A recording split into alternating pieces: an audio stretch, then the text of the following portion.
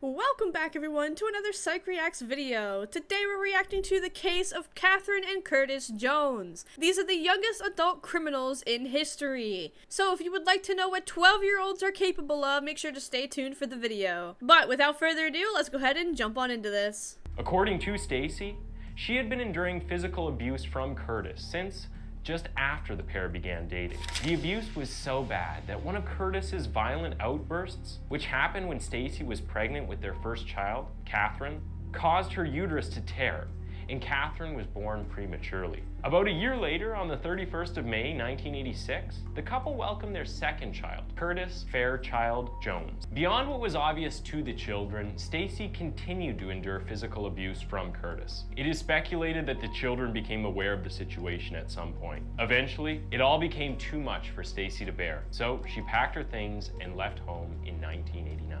Right off the bat, we have the abuse from the father, Curtis. So before the children were even born, Curtis was already violent and aggressive. Stacy, the mother, was enduring a lot of pain from the father. So much so that her uterus tore and caused Catherine to be born prematurely. Right off the bat, we have abuse coming in from the father towards the mother, to the point where the mom couldn't take it anymore and ended up leaving her children. Let's go ahead and see how that took a toll on the children. Unable to take the then 4-year-old Catherine and 3-year-old Curtis with her, for fear that her mother would reject the children because they were biracial, Stacy left the 2 children in the care of Curtis Sr. At the time, Stacy thought that she was doing the best thing for her children, but she could not have been further from the truth. I think that this is a little bit of an excuse. In my opinion, I believe that she left the children not because they were biracial and feared her mother would reject them. Obviously, she could not have known the future of the children by leaving them there. However, leaving them with an abusive father is the worst choice you could possibly have. What happens next is where everything started to take a toll on the children. The father, Curtis, had invited a male relative into his house with the 2 children. The family members started living with them, and although that doesn't seem like such a big problem, it ended up being one of the worst situations one could think of. This male relative that Curtis invited into his home with his children had a very brutal criminal history. What I mean by that is that he was charged for robbery, and 2, he was a registered pedophile.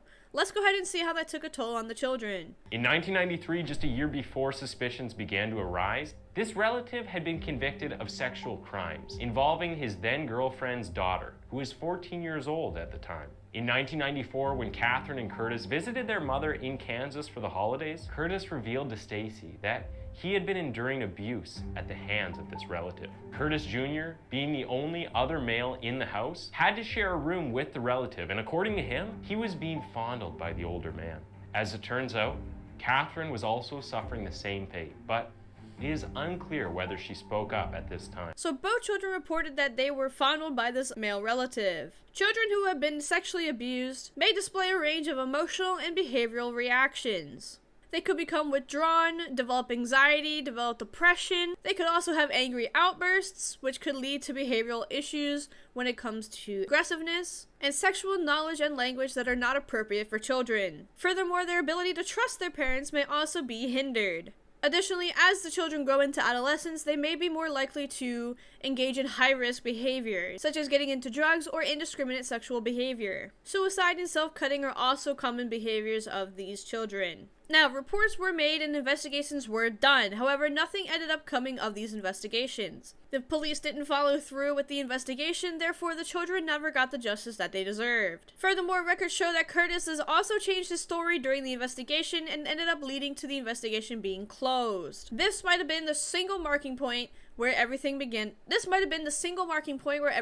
to go wrong. In the end, there ended up being 3 different investigations towards these children, where one was with the young Curtis, who ended up sustaining a black and swollen eye. The 3rd investigation was against Catherine, who ended up being suspected of being sexually abused. However, both investigations ended up being short-lived, and therefore the investigations were closed. Therefore, that's 3 times that adults did not help these children. What this can do to a child may be the fact that they don't trust adults anymore. So who else could they confide in? Since Catherine and Curtis were enduring the same type of pain, the only person they could confide in was themselves. So this is where the evil plan came into place. Let's go ahead and take a look.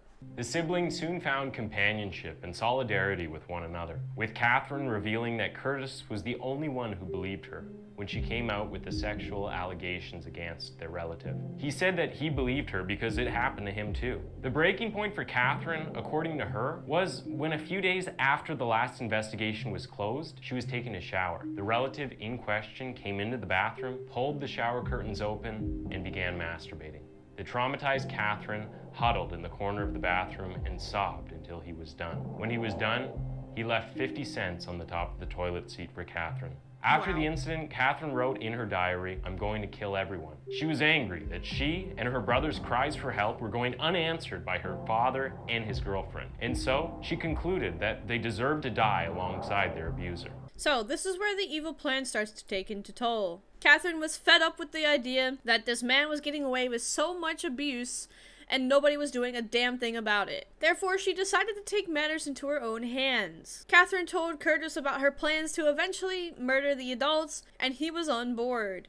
So let's take a look at what happened next. On the 6th of January 1999, the siblings' plan was set into motion. With their father briefly stepping out of the house and their abuser not expected to be back until later that evening, the children were home alone with Nicole. Hoping to receive minimal opposition by killing one person at a time, with no one else in the house, the two set out.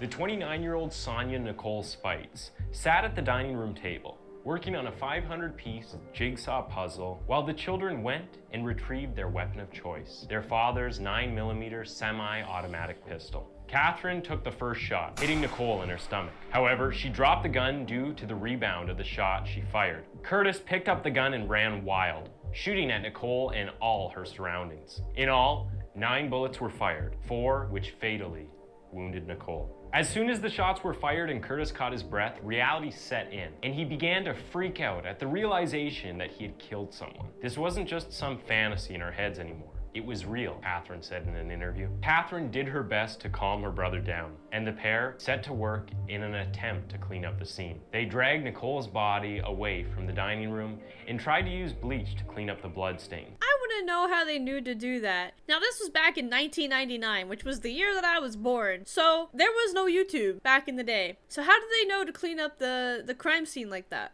That's what I would like to know. Let me know your thoughts in the comments below. They dragged Nicole's body away from the dining room and tried to use bleach to clean up the blood stains. After that, the two tried their best to make it look like a robbery had occurred. And then they fled the house, stopping briefly at their neighbors to tell them that they had shot the gun by accident.